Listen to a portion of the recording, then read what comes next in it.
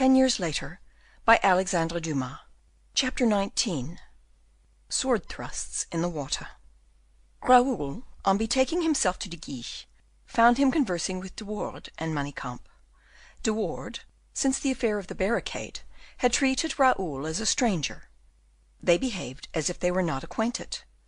As Raoul entered, De Guiche walked up to him, and Raoul, as he grasped his friend's hand, glanced rapidly at his two companions, hoping to be able to read on their faces what was passing in their minds.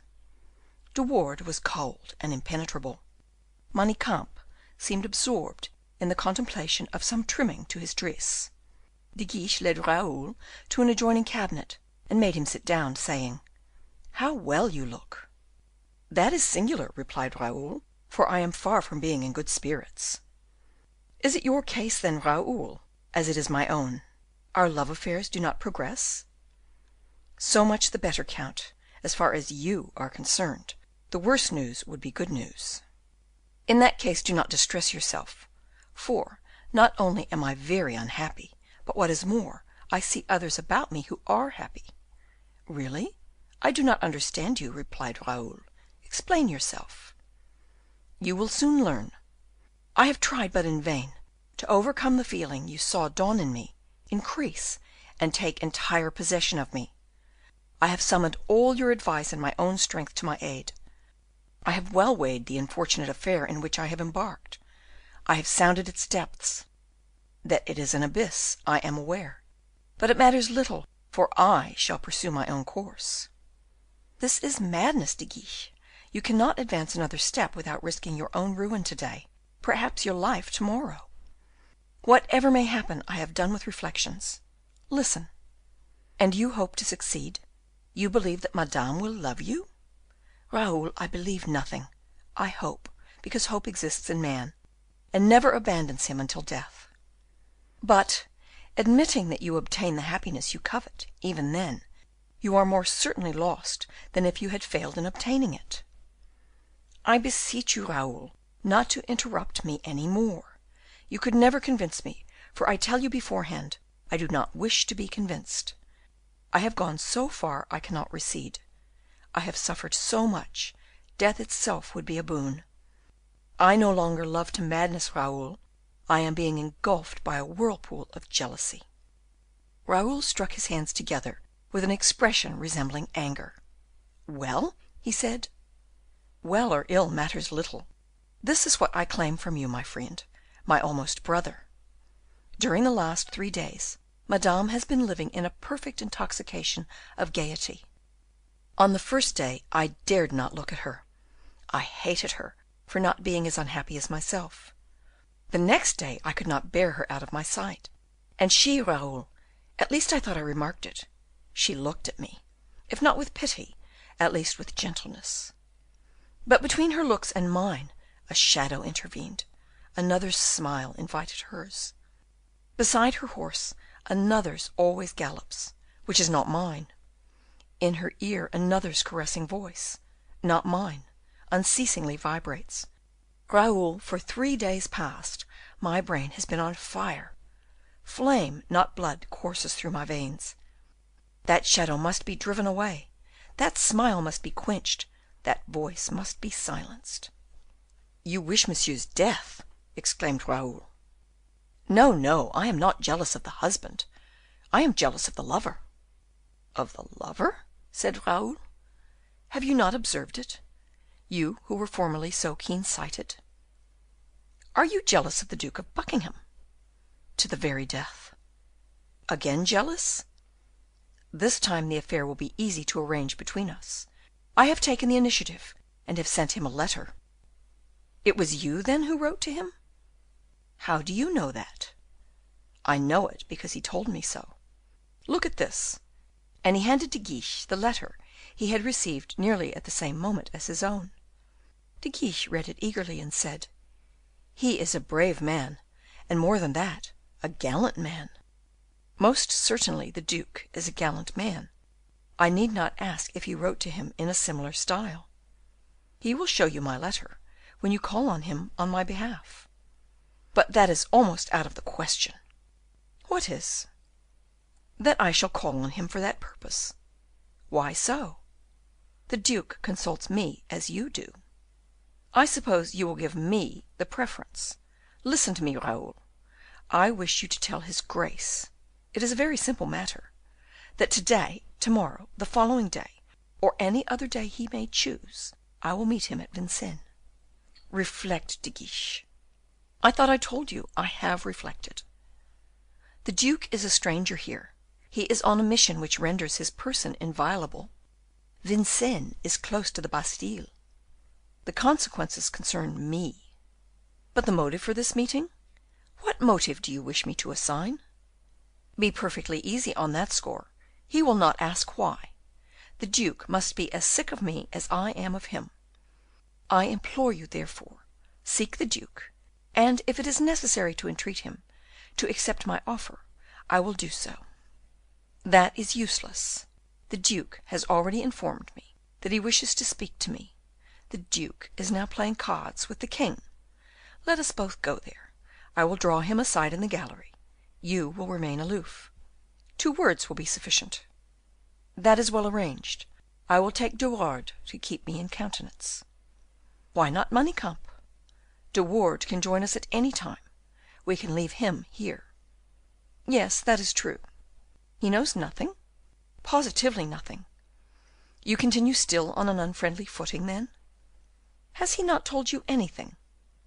"Nothing." "I do not like the man, and as I never liked him, the result is that I am on no worse terms with him to day than I was yesterday." "Let us go, then." The 4 descended the stairs. De Guiche's carriage was waiting at the door, and took them to the Palais Royal. As they were going along, Raoul was engaged in devising his scheme of action. The sole depository of 2 secrets, he did not despair of concluding some arrangement between the 2 parties. He knew the influence he exercised over Buckingham, and the ascendancy he had acquired over De Guiche, and affairs did not look utterly hopeless.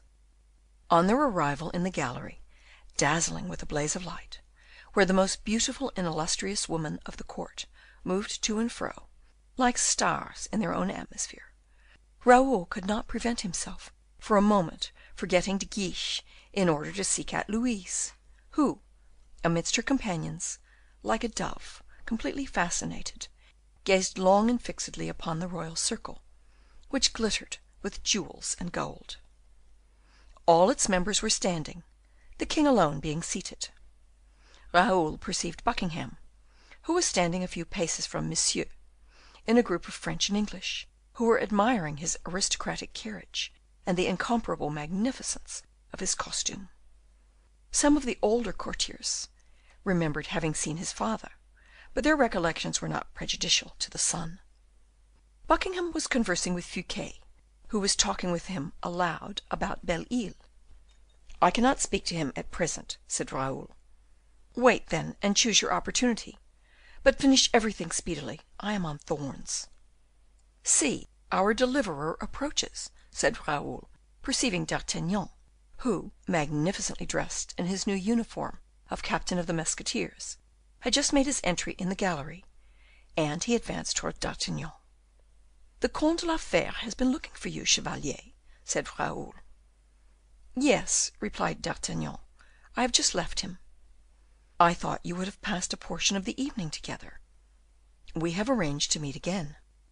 As he answered Raoul, his absent looks were directed on all sides, as if seeking some one in the crowd, or looking for something in the room. Suddenly his gaze became fixed, like that of an eagle on its prey.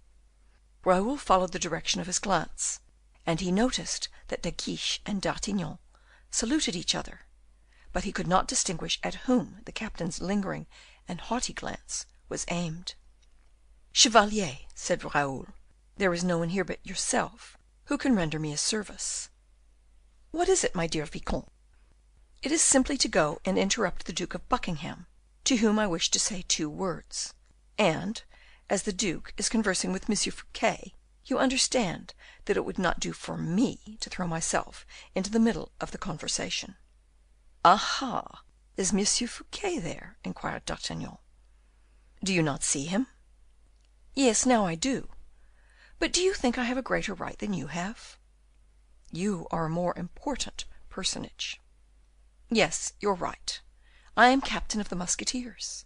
I have had the post promised me so long, and have enjoyed it for so brief a period, that I am always forgetting my dignity. You will do me this service, will you not? Monsieur Fouquet, the deuce!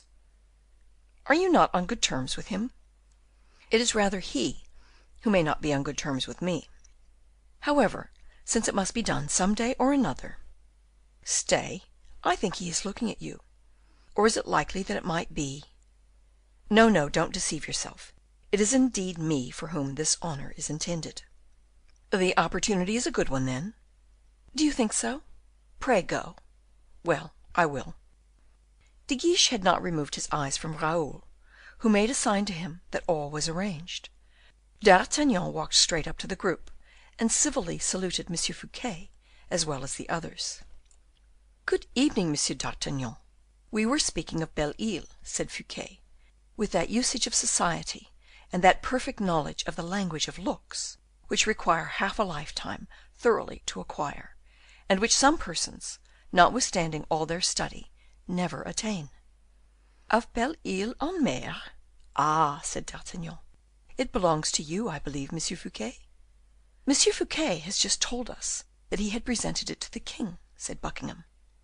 Do you know Belle Isle, Chevalier? inquired Fouquet. I have only been there once, replied D'Artagnan, with readiness and good humour. Did you remain there long? Scarcely a day. Did you see much of it while you were there? All that could be seen in a day. A great deal can be seen with observation as keen as yours, said Fouquet, at which D'Artagnan bowed. During this, Raoul made a sign to Buckingham. Monsieur Fouquet, said Buckingham, I leave the captain with you. He is more learned than I am in bastions, scarps, and counterscarps, and I will join one of my friends, who has just beckoned me. Saying this, Buckingham disengaged himself from the group, and advanced towards Raoul, stopping for a moment at the table where the queen mother, the young queen, and the king were playing together. Now, Raoul, said De Guiche, there he is. Be firm and quick. Buckingham, having made some complimentary remark to Madame, continued his way towards Raoul, who advanced to meet him, while De Guiche remained in his place, though he followed him with his eyes. The manoeuvre was so arranged that the young men met in an open space which was left vacant, between the groups of players and the gallery, where they walked, stopping now and then for the purpose of saying a few words to some of the graver courtiers who were walking there. At the moment when the two lines were about to unite, they were broken by a third. It was Monsieur who advanced towards the Duke of Buckingham. Monsieur had his most engaging smile on his red and perfumed lips. My dear Duke, said he, with the most affectionate politeness, is it really true what I have just been told? Buckingham turned round. He had not noticed Monsieur approach, but had merely heard his voice. He started in spite of his command over himself, and a slight pallor overspread his face. Monsieur, he asked, what has been told you that surprises you so much? That which throws me into despair, and will in truth be a real cause of mourning for the whole court. Your Highness is very kind, for I perceive that you allude to my departure. Precisely. Guiche had overheard the conversation from where he was standing, and started in his turn. His departure, he murmured. What does he say? Philip continued with the same gracious air. I can easily conceive, monsieur, why the King of Great Britain recalls you. We all know that King Charles II, who appreciates true gentlemen, cannot dispense with you.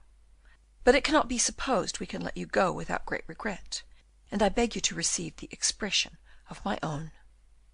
Believe me, monseigneur, said the duke, that if I quit the court of France, because you are recalled, but if you suppose the expression of my own wish on the subject might possibly have any influence with the king, I will gladly volunteer to entreat his majesty Charles II to leave you with us a little while longer. I am overwhelmed, monseigneur, by so much kindness, replied Buckingham, but I have received positive commands. My residence in France was limited. I have prolonged it at the risk of displeasing my gracious sovereign. It is only this very day that I recollected I ought to have set off 4 days ago." "Indeed," said Monsieur. "Yes, but," added Buckingham, raising his voice in such a manner that the princess could hear him, "but I resemble that dweller in the East, who turned mad, and remained so for several days, owing to a delightful dream that he had had, but who one day awoke, if not completely cured, in some respects rational at least. The court of France has its intoxicating properties, which are not unlike this dream, my lord. But at last I wake and leave it. I shall be unable, therefore, to prolong my residence, as your Highness has so kindly invited me to do." "When do you leave?" inquired Philip, with an expression full of interest. "To-morrow, monseigneur. My carriages have been ready for 3 days." The Duc d'Orleans made a movement of the head, which seemed to signify, "Since you are determined, duke, there is nothing to be said." Buckingham returned the gesture, concealing under a smile a contraction of his heart, and then Monsieur moved away in the same direction by which he had approached. At the same moment, however, De Guiche advanced from the opposite direction. Raoul feared that the impatient young man might possibly make the proposition himself, and hurried forth before him. "No, no, Raoul, all is useless now," said Guiche, holding both his hands towards the duke, and leading him behind a column. "Forgive me, duke, for what I wrote to you. I was mad. Give me back my letter." "It is true," said the duke. "You cannot owe me a grudge any longer now." "Forgive me, duke. My friendship, my lasting friendship, is yours. There is certainly no reason why you should bear me any ill will, from the moment I leave her, never to see her again." Raoul heard these words, and comprehending that his presence was now useless between the young men, who had now only friendly words to exchange, withdrew a few paces, a movement which brought him closer to De Wardes, who was conversing with the Chevalier de Lorraine respecting the departure of Buckingham. "A strategic retreat," said De Wardes. "Why so?" "Because the dear duke saves a sword thrust by it." At which reply both laughed. Raoul, indignant, turned round frowningly, flushed with anger, and his lip curling with disdain. The Chevalier de Lorraine turned on his heel, but De Wardes remained and waited. "You will not break yourself of the habit," said Raoul to De Wardes, "of insulting the absent. Yesterday it was Monsieur d'Artagnan, to-day it is the Duke of Buckingham." "You know very well, monsieur," returned De Wardes, "that I sometimes insult those who are present." De Wardes was close to Raoul. Their shoulders met, their faces approached, as if to mutually inflame each other by the fire of their looks and of their anger. It could be seen that the one was at the height of fury, the other at the end of his patience. Suddenly a voice was heard behind them, full of grace and courtesy, saying, "I believe I heard my name pronounced." They turned round and saw D'Artagnan, who, with a smiling eye and a cheerful face, had just placed his hand on De Wardes's shoulder. Raoul stepped back to make room for the musketeer. De Wardes trembled from head to foot, turned pale, but did not move. D'Artagnan, still with the same smile, took the place which Raoul had abandoned to him. "Thank you, my dear Raoul," he said. "Monsieur de Wardes, I wish to talk with you." "Do not leave us, Raoul. Every one can hear what I have to say to Monsieur de Wardes." His smile immediately faded away, and his gaze became cold and sharp as a sword. "I am at your orders, monsieur," said De Wardes. "For a very long time," resumed D'Artagnan, "I have sought an opportunity of conversing with you. To-day is the first time I have found it. The place is badly chosen, I admit, but you will perhaps have the goodness to accompany me to my apartments, which are on the staircase at the end of this gallery." "I follow you, monsieur," said De Wardes. "Are you alone here?" said D'Artagnan. "No, I have Monsieur Manicamp and Monsieur de Guiche, two of my friends." "That's well," said D'Artagnan, "but 2 persons are not sufficient. You will be able to find a few others, I trust." "Certainly," said the young man, who did not know what object D'Artagnan had in view. "As many as you please. Are they friends?" "Yes, monsieur." "Real friends?" "No doubt of it." "Very well, get a good supply then. Do you come too, Raoul? Bring M. de Guiche and the Duke of Buckingham." "What a disturbance!" replied De Wardes, attempting to smile. The Captain slightly signed to him with his hand, as though to recommend him to be patient, and then led the way to his apartments. Chapter 20.